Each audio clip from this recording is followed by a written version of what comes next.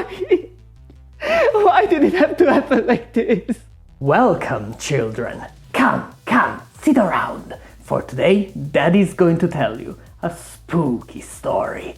A tale of how a once prosperous kingdom succumbed to darkness and corruption. In the age of ancients, back when they were hammering down the first Berlin Wall and listening to the human Michael Jackson, the computer nerds of the world all had the same dream.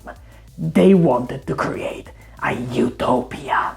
A special place where no matter the physical location, humans could gather, communicate, share information, make friends, and most importantly, exchange grainy pictures of private body parts. Day and night, year after year, they worked on their creation until they saw it take its first steps, and then rapidly spread like wildfire, entering the homes of millions and then billions of users all across the globe. The World Wide Web was born, and so was I.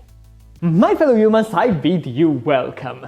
I was looking at Instagram Reels while pooping when I heard a fair maiden say that she considers old everyone born before Google, so September 4th, 1998. Can we remove free speech? Which made me think there are fully formed humans out there who have never experienced the old internet. The good internet, not the enshittified mess we have right now. The one that went... But worry not, younglings, this certified old person is here to help you. And to make someone out there really nostalgic. Our trip through time starts in Switzerland, at the European Center for Nuclear Research. By the way, very recommended visit. At that point in time, the concept of the internet, as in a network connecting different places, had already been a thing for quite a while, but it was made of just a bunch of scientists sending each other research data in ways that weren't exactly user-friendly. Enter Tim, a computer scientist blessed with a very characteristic hairline. In a perfect example of how engineering works, he said, sending this stuff to those guys over there is a pain in the butt. So instead of doing that, I will spend 5 years of my life building a system that will make me save 10 minutes. Ha ha ha! And it was kind of a genius idea. Whenever you click on one of those blue hyperlinks or type in a URL, you are using the structure he created and then later released free of charge to the world. So if you see him around, offer him a coffee. He deserves it. He published the first website and the first browser, called World Wide Web, which didn't last long and was almost immediately replaced by Mosaic. And then by Netscape. The internet was growing, both in size and form, introducing exciting new features like colors and extremely low-quality images. It was the Web 1.0. Simple times when browsing the internet was like flipping through the pages of a magazine made by someone who has beef with your retinas. But how did it work? I mean, Google was not a thing yet, so how did you find content to read? Well, let's find out. Booyah! Time for me to surf the web. Let me grab my gigantic book with thousands of websites categorized by topic and type in the address manually. This is the future. I can't imagine it getting any better than this. But we are in the 90s, the decade of unfettered capitalism. And so it didn't take long before companies started to smell the sweet, sweet scent of gigantic piles of money and jumped on the internet like seagulls on your french fries. The middle of the decade marks the birth of two of the worst tragedies to ever befall humanity. Me and Internet Explorer that Microsoft starts shoving down our throats with a marvelous sequence of shady business practices. Just a few years later, it became the most widespread browser in the world.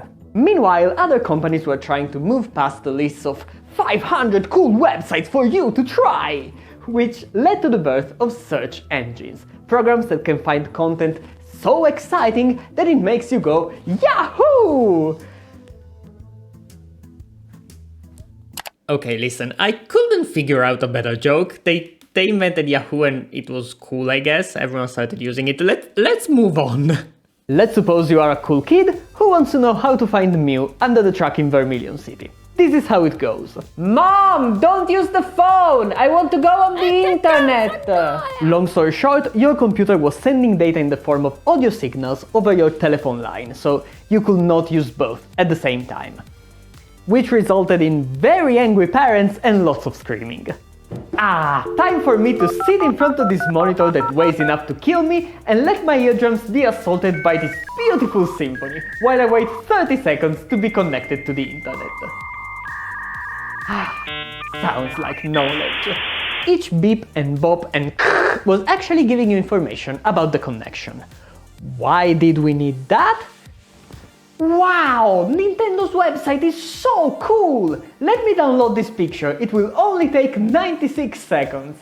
I don't remember the first time I went on the internet, but I do remember using a computer when I was still learning how to read. Looking back, it was probably not wise to leave a school child unattended in front of a screen, but they were simple times and the internet was just a friendly, welcoming place. I got a shitload of viruses, but good times never last. New players were entering the stage. MSN, Amazon, Google, eBay, Wikipedia, everyone was excited to jump onto this new internet trend. Maybe a bit too excited as billions and billions of dollars were poured into the market, hoping to turn them into profit. And then, tragedy. The so-called dot-com bubble collapsed, making the stock market take a plunge and sinking hundreds of very promising companies who invested heavily on the medium. But when there's a crisis, there's opportunity. Wabam! Time for Web 2.0! Now it moves on your screen! Wow! Interaction! User-generated content! Blogs! Forums! Video sharing! Comments! What could go wrong with giving people the power to write stuff for everyone to see? It was a big revolution. The internet went from a niche tool for nerds to a daily presence in the life of the majority of families in the Western world. At this point in time, everyone and their dog decided to open a blog and start flooding the web with written content of all kinds. That was the era of self-publishing. The internet had finally matured into what it was meant to be. A beacon of freedom and democracy. A virtual stage where everyone could make their voice heard. But in the darkness, something was watching and growing. A new threat aiming to destroy this fragile piece. LinkedIn! Boo! Jokes aside, it was actually one of the first waves social media, and it's still here to torment us. We've reached the age of reason. It's 2006, I was 12, and Google had just become the most visited website on the planet. I know it's hard to believe, but at the time the Google search actually gave you the results you were looking for, and not just sponsored content, AI slop, and useless articles.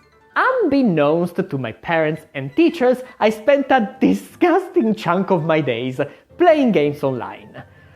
And the rest was playing games offline. Check your prostate if you remember World of Warcraft, RuneScape, O-Game, Travian, Second Life, Habbo. Why did we play Habbo? It was full of files. But it wasn't just multiplayer games. The web was chock full of free trashy flash games to play on your browser. Most of them sucked ass and some were horribly violent or openly graphic, but we were kids, we didn't care. Except when we got traumatized, but that didn't happen more than once a week, so it was fine. It was not just about entertainment, it was about community. You made friends at school by telling people about that sick new website that you found, or by sharing the music you acquired via totally legal means, or by talking to complete strangers in a chat room. Was it safe? No. Was it fun? Yes. Speaking of chats, it was not a new concept, but if you didn't download MSN Messenger, You were missing out. It was a program designed specifically to make you as annoying as you possibly could be. Before stories, we were pouring our emotions into our completely unreadable messenger status, using custom emojis instead of letters and spamming this. You could just make your friend's computer go "bree" whenever you wanted, as many times as you wanted. Great design. But wait, there's more! A golden age of pure, unconstrained cringe, the likes of which we will never see again. The birth of social media as we know it today. YouTube, MySpace, Netlog, Facebook. Did you know that Facebook had multiplayer games with microtransactions built into the platform? That was the lowest point mankind has ever reached. And when I say cringe, I really mean it. If you're young, you have to know that around 2018 there has been a great purge happening in secret. Everyone my age or older went through the humiliation of deleting everything they ever posted as kids. Word by word, picture by picture. Yes, it was that bad. I will take one for the team and share this picture from my old Facebook account. In my defense, it was openly ironic and I was making fun of a few guys in my school who actually posted stuff like this. So... But social media were still niche and small scale. There were some famous blogs, sure, but content creators? Influencers? Nah. We just posted 25 status updates in an hour talking about the most interesting parts of our lives, like I'm watching Naruto or my friend stinks lol. And we felt popular when we got like 5 interactions. Always from the same people. It was just a bunch of schoolboys trying to impress their crush, a few young adults that probably needed some therapy, and no, actually that's it. Very few boomers, almost no advertising. It felt human, like it was actually an extension of our social lives and not just a machine designed to squeeze money out of our eyeballs. But maybe I'm just naive and nostalgic, because the signs of what was to come were already there. Year after year, some of these platforms started consolidating their power more and more and more, gobbling up resources, acquiring smaller players, or straight up killing the competition. The plan was pretty obvious. First, you get a stranglehold on the market, you become too big to fail. Second, you monetize your position at all costs, even if it means making your service worse. And so the trap was set, and the dark age began, brought along by the greed of men. The age of marketing and data collection, the age of censorship, algorithms and mindless scrolling. The digital forum became a place where conflict was monetized. The ideal of connecting people and exchanging ideas, sacrificed on the altar of addiction and vanity. Humans were not citizens of the net. They were just a source of profit, and the once great World Wide Web turned into a soulless husk of what it promised to become. Knowledge poisoned by never-ending noise, creativity suffocated by a rising tide of AI slop. In the 2020s, the majority of the content of the web was generated by robots. And that was only the beginning. What a sad state for what was once my favorite place to be. Today we had more traffic generated by bots than by humans. Probably even on this very video. We have machines that create content for algorithms who recommend it to bots. And we are pretty much powerless at this point. I have a degree in computer engineering. I work on the web and I've been editing images and videos for 2 decades at this point, and I struggle to recognize fake pictures, especially when they are small on my phone and I'm distracted. I can't imagine what it's like for less tech-savvy people. This is alarming. The internet has always been immense, but it was exciting. There was so much to do. But now, even though we have orders of magnitude more content, everything feels boring and repetitive. There are still fantastic things to experience, but they are drowned in a never-ending sea of garbage that only makes us angry, sad, or detached. And that's by design. Negative emotions drive interactions. Interactions create money. And I'm tired, I'm furious. The internet, the human internet, has always been my home, and I feel like it was taken away from me. And from people who are younger than me, who only get to experience this monster it turned into. The internet as we used to know it is dead. Gone. Forever. And the issue is not just ChatGPT. The sickness started with algorithmic recommendations and the race to optimize what you post in order to get more eyeballs on your work or your brand or your face, be it on social media or search engines.